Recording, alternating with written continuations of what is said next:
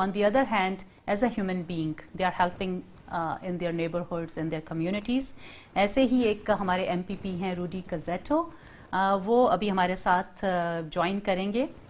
इनकी I'm not connecting with him just because he's an MPP from Lakeshore, but because I noticed that over this weekend he was helping out people in his neighborhood, and he was spreading some warmth and love through hot meals. And okay, we have him in studios over our video call. Okay, wonderful. So Rudy, tell me about this, your project, that project of goodness, of kindness. What were you doing exactly? Well, I was lucky to receive 77,000 pounds of chicken. And when I got a call for this chicken, I was scrambling to find a food bank that could hold this many pounds of chicken, and it was very difficult to find. First when I went to Mississauga Food Bank, and they told me right away they didn't have a freezer large enough. So I had to start calling around, and I found Feed Ontario and Saddam Foods, Vishal. They told me they both had freezers that could hold this much chicken. So I ended up giving 22,000 pounds to Vishal at Saddam Food, and 55,000 pounds to Feed Ontario, which they'll be giving out that chicken to all the food banks across Ontario. So as well, I decided to see if we could cook meals with banquet halls to the less fortunate women's shelters, seniors in the region of Peel, and as well as my riding of Mississauga-Lakeshore. And last weekend, we were at the Mississauga Convention Center with Vishal there, and we were able to produce 600 meals that we gave out to the women's shelters and the food banks across the Peel region. That would be including the Mississauga and the Brampton area. And this Sunday, for Easter Sunday, we decided to cook 300 meals for the seniors in Mississauga-Lakeshore. And we had another team out this weekend cooking at the Oasis Banquet Hall in Mississauga-Lakeshore, as well as Vishal delivering the meals for us. Wow, what an amazing story.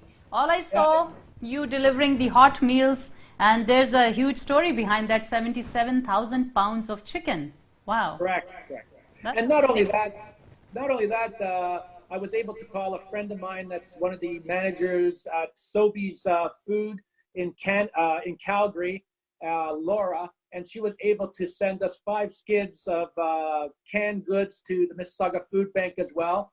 And she's going to send another tractor trailer, I heard this week, of canned food to the Mississauga Food Bank, as well as gift cards. And I'm just waiting for to receive them, to give them to the food bank as well. So isn't it heartwarming that how people are coming together under this crisis, and it's bringing the best out of people? It's unbelievable, all the help that's out there trying to do good in this time of need. Like the virus here, COVID-19, is a deadly virus that we have to get under control. And there's people out there that need help at this present time. So I'm so happy that everybody's digging down deep and helping us.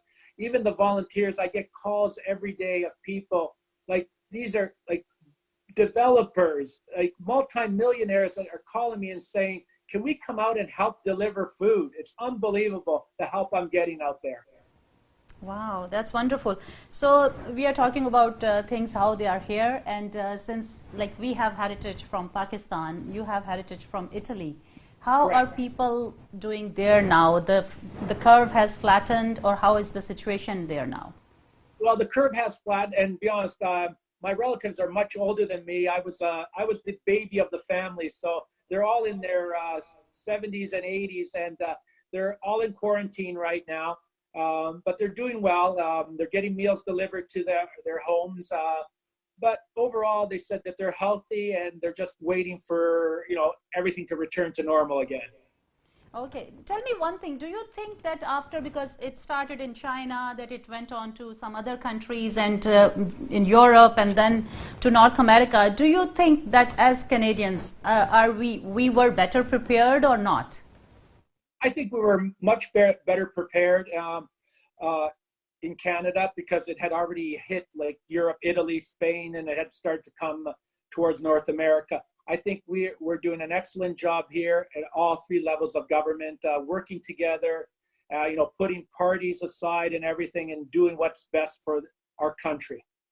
Okay, speaking about parties, so what I saw recently, like how Doug Ford has emerged as like he has shown his true leadership spirit, like talking about all three parties. But since right now you represent Conservative Party, so we will talk about Doug Ford and his role. How do you feel being part of his caucus? Excellent. I think our premier is doing an excellent job. Like people say, leaders are not born, leaders are made. And Doug has made it. Like, be honest, Premier Ford, I'm proud to be part of his caucus. And I know that we're on top of things. And we know that we have to, after this COVID-19 is over, it's the economic condition of this province and this country. We have to get that back on track again. Okay, before you, we had different people in the program because today's theme was our everyday heroes. So where we spoke to psychotherapists, psychologists, and doctor, and other volunteers and people with different projects. So we spoke to a trucker also. So they had this issue, like many coffee shops and these places, they are not allowing them to use their restrooms or even walk in, because they cannot bring their truck through drive-through. So they have this issue. Maybe you can bring this issue to that platform of the government level and bring some legislation for these frontline workers. They are not only doctors, they are other essential service providers as well, to be able to use these places. I agree with you that our truck drivers are essential service to this province and this country. Without them, we couldn't get our supplies, our food, our PPEs into the hospitals and our food for our food chain to move. So first of all, I want to thank all the truck drivers out there for all their hard work. And I know how difficult it is under this circumstance. And about the restrooms, I know there's an issue out there. We are looking into it at the provincial level as well as the federal level, what we can do to improve that for them. Okay, wonderful. Thank you so much for all this. And any message before you go? I know some of the councillors, they had been, yelling on top of their lungs in the language on social media that people please stay home, because some people are not paying attention. They are still going out in the parks or playing cricket or some other sports. So what is the message for them? Well, first of all, I really have to say that overall, we're doing a great job here in Ontario, that we are staying apart. But there's 5 words I say: do your part, stay apart. And those are the important words that we have to live by until we get this under control and back to normal here. Okay, do your part and stay apart. And if somebody wants to join your this charitable work that you are connecting for food and other stuff, how they can reach you? Call my office at 905-274-8228.